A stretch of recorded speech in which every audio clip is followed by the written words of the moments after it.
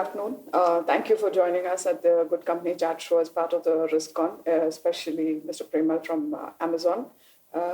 And Munjal, our risk advisory partner, specializing on the third-party risks, etc.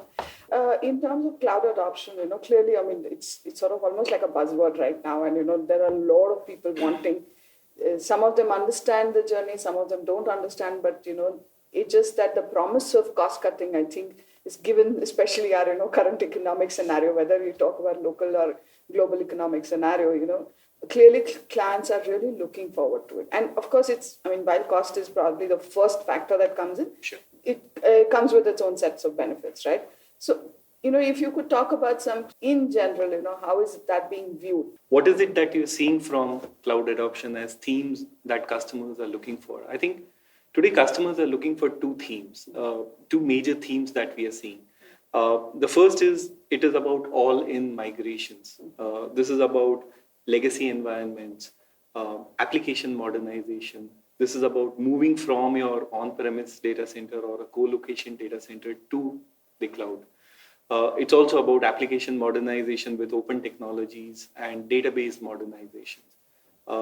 And this is one theme which is coming in. And the second theme which is coming in is around digital transformation for companies. It's about business priorities, business initiatives, and how you leverage all the innovative technologies, whether it is AI, ML, or IoT, or analytics, to drive digital transformation for a customer. Now, across both of these themes, will always have the first conversation which we very often having with customers is about cost. And there are 2 or 3 reasons why cloud actually works out a lot more cost effective for customers. The first is, you do not need to invest upfront capital expenditure. The other advantage which organizations are deriving is because of the massive economies of scale. For example, we at AWS have reduced prices 74 times since inception. Then there is the element, of course, of security. And, many years ago, there probably was some kind of a perception of, should there be a certain kind of workload that is suited for the cloud and certain kind of workload which may not be suitable, maybe from a security perspective on the cloud. We're just not seeing that at all anymore. So, Munjal, to you, you work with a lot of financial services clients, and then, as Premal mentioned, a lot of financial clients, trying to adopt. But from a regulatory standpoint, do you think they are catching up, because clearly the older regulations, talked about whatever is in-house and, how you monitor Correct. and how you apply controls and things like that. Now, but then, when you're sort of literally transferring the control, to a third party. So, you work on the third-party risk side as well as with financial services. So, what is your view and how have you seen that change or evolve for that matter? So what you see typically with regulators, right, is that firstly, of course, they are conservative. They are supposed to be conservative. Yeah. So they want to minimize risks Sure. in the system, right? That's the basic objective. I think with cloud, I think as it happens with any new technology and a new platform, right, it takes time to comprehend what is the risk in the first place, right? What we've seen so far is, I think there are 2 parts to it. One is what the customer wants, and second is what the regulator wants. I think as Premal is mentioned, I think a lot of concerns that customers had about cloud adoption at their end are getting resolved, right, clarified, or they're getting more comfortable with that interface. With the regulator, of course, there are some apprehensions that they have even now, and it takes different forms. One is, as a regulator, you say, what do I want the institutions to do and not to do? I think the bigger challenge really is in terms of I would say the sovereignty of data, right? That's become a big issue. So be it in terms of the common norm saying data is the new oil, so also privacy-led regulations that are coming up in most countries. Right. And rather than a financial regulator, it's the entire concept of what data is important for the country, and therefore where does that remain? So I think the regulators will always take some more time to catch up, and the privacy-related regulations will start playing a more important role in what business decisions clients take now. Yeah. So, any innovation that comes in, I guess it's easier to, just put it on the cloud and see how it works. Correct. So, are you seeing an increasing trend, with the clients that you work with as such?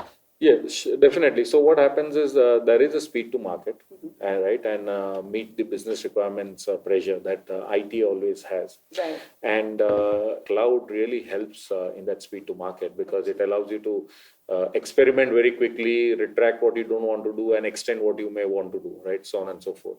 So that is definitely helping, and clients are willing to jump onto that cloud bandwagon very easily. So we've seen trends where a number of new applications are cloud only. Right, so there's no migration saying let's do it internally, then let's make a roadmap and then migrate. They say, okay, it's cloud ready. Straight away, let's start with the cloud, and then we'll the rest of the application we'll figure out what to do. So that's definitely helping and driving the adoption of cloud. So, in our survey recently, we identified future of work, as we know it today. So, a lot of the Generation Next or the Generation Z, they want flexibility in terms of where they work from, how they work, and, they don't want to be confined into the spaces of an office per se, or, in terms of the working hours also for that matter, they want to work whenever they can and they would like to. In that kind of a scenario, how is, the cloud adoption going to help, or is rather helping today for that? So I can at least tell you in terms of what we found, the details of a survey, right? And the requirement definitely with the millennials and the Gen Z is to have flexibility in terms of how they work, right? And where they deliver, the location agnostic, office agnostic, and device agnostic, right? And that really is something that clouds help them adopt in a very accelerated manner because it gives them the flexibility that they want, right? In adopting this. Plus, we have this whole finding, in fact, also in our gig economy, where people are playing multiple roles at different times in their career, right? So there is this element of, either people are doing part-time jobs or doing flexi hours and having multiple, engage with multiple firms, right? To perhaps do non-conflicting tasks.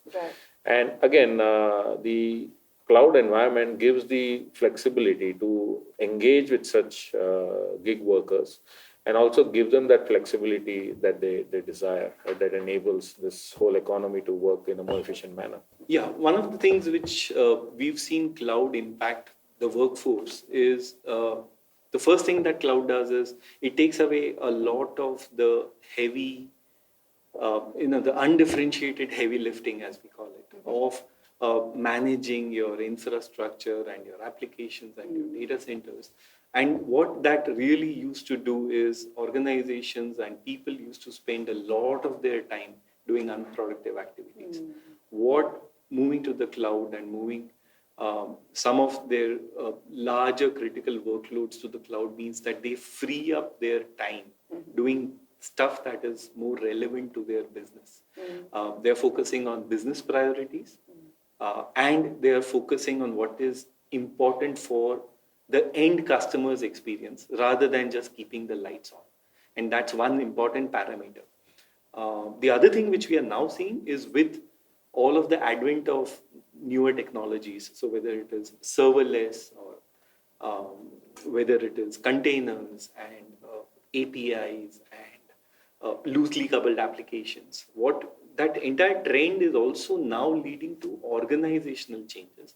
And people are now organizations are now starting to structure their teams alongside using the same principles of agile and DevOps as they move to the cloud. So this means that there are smaller teams which are autonomous and independent, and therefore there are lesser handoffs, lesser cross-team dependencies and delays, which leads to a faster way, an agile way of working as an organization itself. All right. Thank you for being here today. It's been a pleasure. Yeah, thank you.